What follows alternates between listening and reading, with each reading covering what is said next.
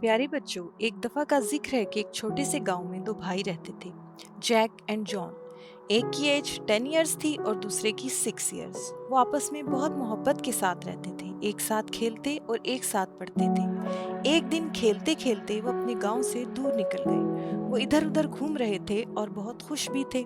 खेलते खेलते अचानक छोटे भाई का पाँव फिसला और वो कुएं में गिर गया। उसने चिल्लाना शुरू कर दिया। वो चिल्ला रहा था और मदद के लिए पुकार रहा था, क्योंकि उसको तैरना नहीं आता था। जैक घबरा गया और मदद के लिए अपने इर्द गिर्द देखने लगा, लेकिन कोई भी उसकी मदद के लिए वहां मौजूद नहीं था। अचानक उसने वहां पर एक बाल्टी देखी जो रस्सी से बंधी हुई थी। उसने वक्त जाया किए बगैर बाल्टी को उठाया और कुएं में डाल दिया और जॉन से कहा कि वो इस बाल्टी को पकड़े।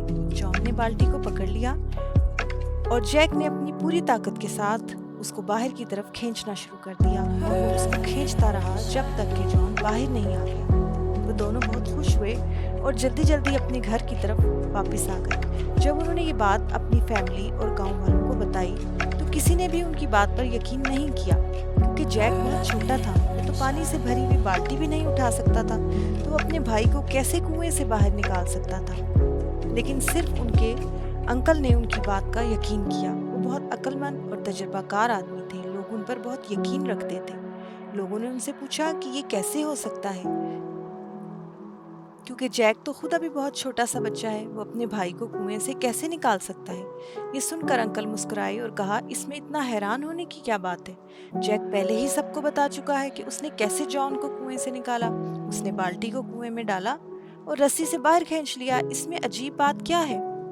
हाँ, अजीब बात यह है कि उसने इतनी स्ट्रेंथ अपने अंदर किस तरह इकट्ठी की।